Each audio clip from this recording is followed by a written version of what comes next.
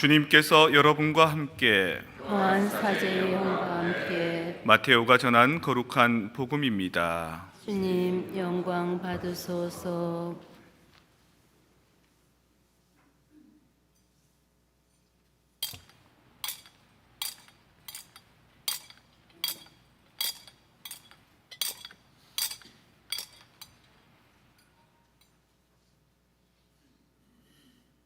예수님께서는 헤로데 임금 때에 유다 베들레헴에서 태어나셨다. 그러자 동방에서 박사들이 예루살렘에 와서 유다인들의 임금으로 태어나신 분이 어디 계십니까? 우리는 동방에서 그분의 별을 보고 그분께 경배하러 왔습니다 하고 말하였다. 이 말을 듣고 헤로데 임금을 비롯하여 온 예루살렘이 깜짝 놀랐다. 헤로데는 백성의 수석 사제들과 율법학자들을 모두 모아놓고 메시아가 태어날 곳이 어디인지 물어보았다. 그들이 헤로데에게 말하였다. 유다 베들레헴입니다. 사실 예언자가 이렇게 기록해 놓았습니다. 유다 땅 베들레헴아, 너는 유다의 주요 고을 가운데 결코 가장 작은 고을이 아니다. 너에게서 통치자가 나와 내 백성 이스라엘을 보살피리라. 그때 헤로데는 박사들을 몰래 불러 별이 나타난 시간을 정확히 알아내고서는 그들을 베들레헴으로 보내면서 말하였다. 가서 그 아기에 관하여 잘 알아보시오. 그리고 그 아기를 찾거든 나에게도 알려주시오. 나도 가서 경배하겠소. 그들은 임금의 말을 듣고 길을 떠났다. 그러자 동방에서 본 별이 그들을 앞서가다가 아기가 있는 곳 위에 이르러 멈추었다. 그들은 그 별을 보고 더없이 기뻐하였다. 그리고 그 집에 들어가 어머니 마리아와 함께 있는 아기를 보고 땅에 엎드려 경배하였다. 또 보물 상자를 열고 아기에게 황금과 유향과 모략을 예물로 드렸다. 그들은 꿈에 헤로데에게 돌아가지 말라는 지시를 받고 다른 길로 자기 고장에 돌아갔다. 주님의 말씀입니다. 그리스도님 찬미합니다. 서서 강복 받으세요. 네, 앉겠습니다.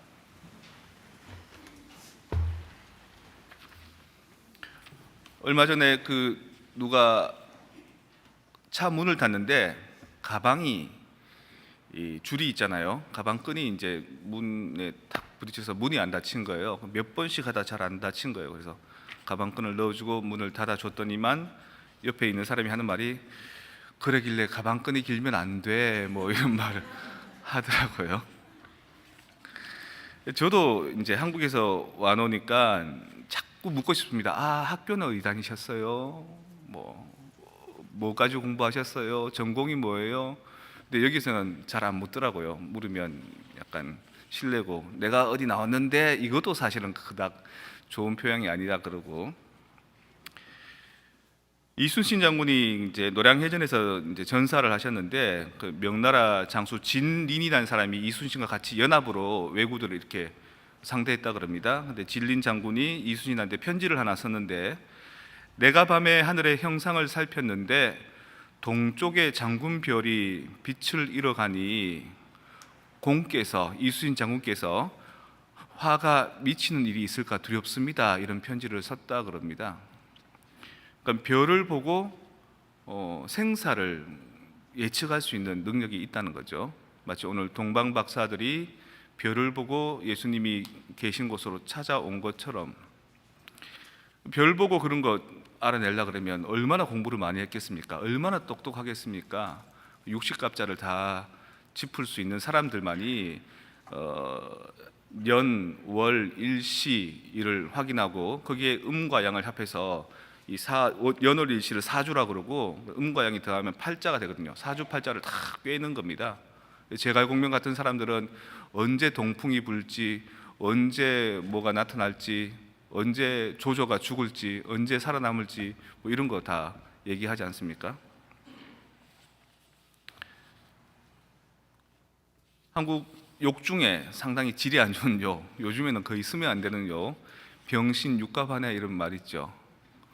이렇게 잘못하면 장애인들을 흉하는 말이라 해서 절대로 금기시에서 잘 안 쓰는데, 근데 여기서 말하는 병신은 병든 사람을 말하는 게 아니라 잘 모르는 게 육식갑자를 짚네 이런 겁니다.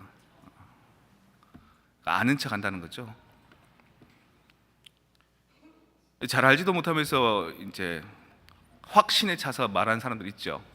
잘 알지도 못하면서 다른 사람 무시하는 사람들, 잘 알지도 못하면서 항상 이래라 저래라 참견하는 사람들이 있습니다. 이런 사람들 병신 육갑 짚는 겁니다. 예. 하늘의 별들의 기운을 읽어내는 동방박사처럼, 땅의 기운을 읽어내는 제갈공명 이수신 장군처럼 뛰어난 영웅 성현도 우리가 아니기 때문에 우리는 그 교회가 가르치는 빛이신 예수님 바라보고 저분이 정말 그리스도이시다라고 받아들이고 있는 거죠. 근데 빛이신 예수님이 딱 나타나셔도, 구원자 예수님 나타나셔도 사람들의 태도는 다릅니다. 오늘 복음에 보면 헤로데는 드러나 있는, 현시되어 있는, 우리 앞에 나타나 있는 예수님을 보고도 제가 가서 경배하게 예수님이 태어난 곳을 알려주시오, 나도 가서 나중에 인사드리겠소라고 해놓고 자기의 왕권이 빼앗길까봐 주변에 있는 애들을 다 죽여버립니다. 누가 예수님인지 모르니까. 그런 사람도 있습니다. 또 헤로데가 그 동방박사들이 찾아오니까 놀래서 주변에 사제들이나 율법학자들이나 뭐 이런 사람들 부르죠. 이 사람들이 왕이 태어날 거라고 날 찾아왔는데 어떻게 됐냐, 내가 왕궁에 있으니까. 뭐냐 그러니까 이제 성경에 해박한 사람들이 성경에 보면은 유다 베들레헴에서 구세주가 나타난다 그랬다, 베들레헴입니다 이렇게 얘기해 주잖아요. 근데 그 사람들도 예수님한테 찾아가서 예수님을 제대로 대하지 않습니다. 예수님을 가장 적대시한 사람이 율법학자들이나 바리사이들 아닙니까? 결국 동방박사가 가지고 있는 장점들, 동방박사가 가지고 있는 이 덕성은 뭐냐면, 별을 잘 확인하고 그걸 따라서 좋은 사람이 태어날 것을 아는 그 능력이 아니라 오히려 목동들처럼 배운 바 없고 짐승이나 치고 짐승똥이나 치는 그 목동들이 예수님이 탄생하신 아기 예수님을 목격할 수 있었던 그 순수함처럼, 동방박사도 자기가 알고 있는 것을 가지는 것만이 아니라 인내하면서 빛이신 예수님을 찾아가는 그 여정길, 오늘처럼 광풍이 불었을 겁니다. 그 가는 길에 추웠을 겁니다. 비바람이 불었을 겁니다. 눈보라가 쳤을 겁니다. 그래도 그 길을 또박또박 걸어가고 결국에는 구유에 계신 예수님을 만나가는 그 과정들, 열정들, 이게 훨씬 그 사람들에게는 좋은 덕성인 겁니다. 마치 순수한 목동들이 예수님을 만날 수 있는 것처럼 이 동방박사에게도 그런 순수함이 있었던 거지요.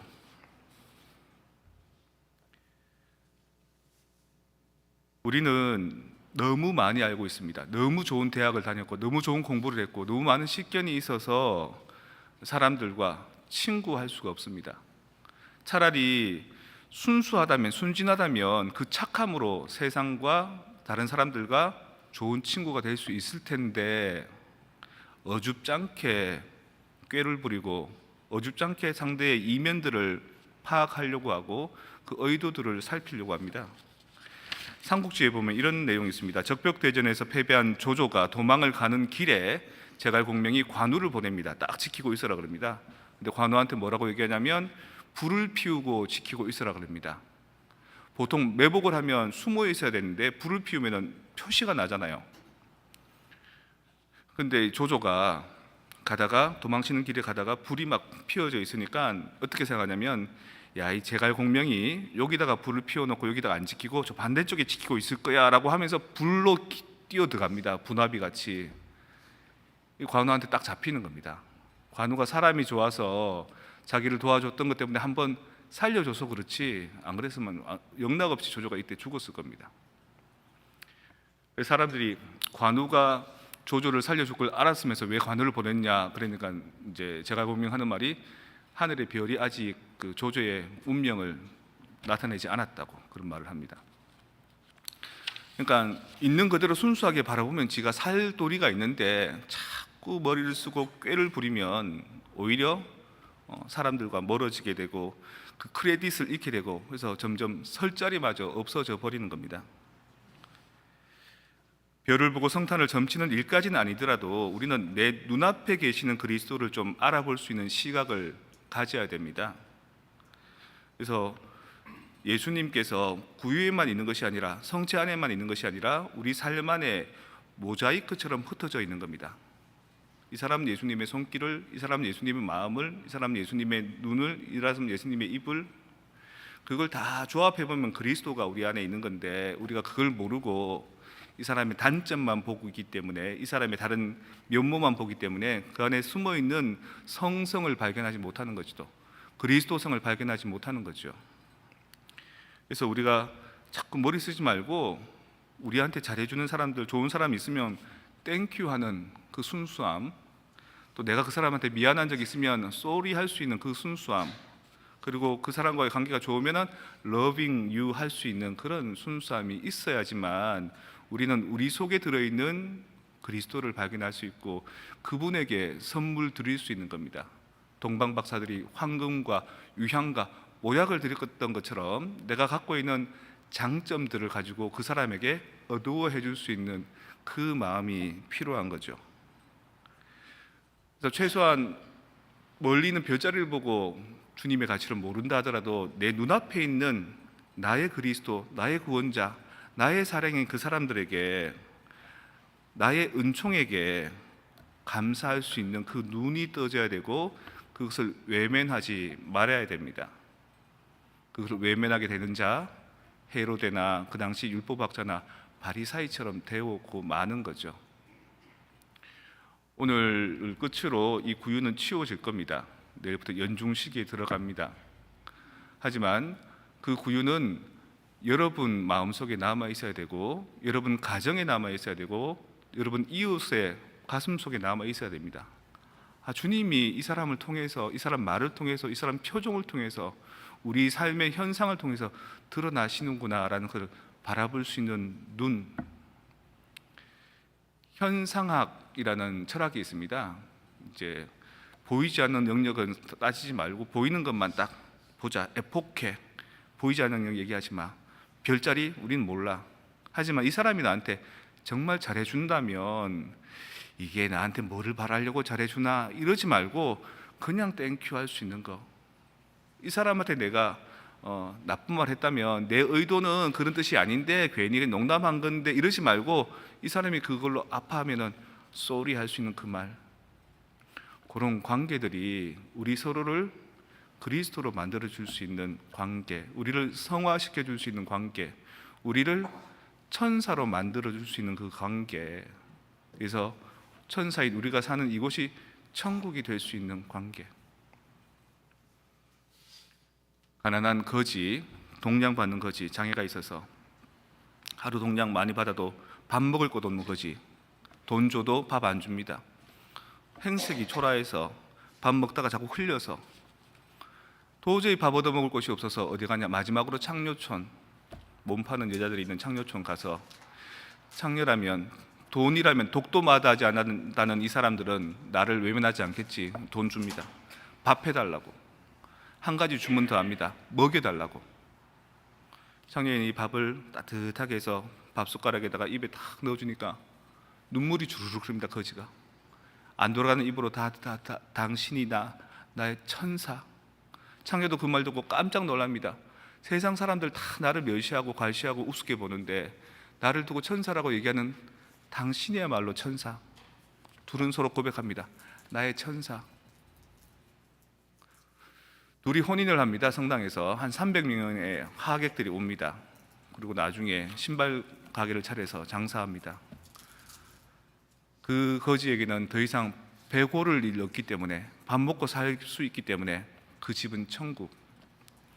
그 여자는 더 이상 남들에게 괄시당하지 않고 무시당하지 않고 핍박당하지 않기 때문에 천국. 이들을 구해준 게 누굴까요? 예수님의 구유 아닙니다.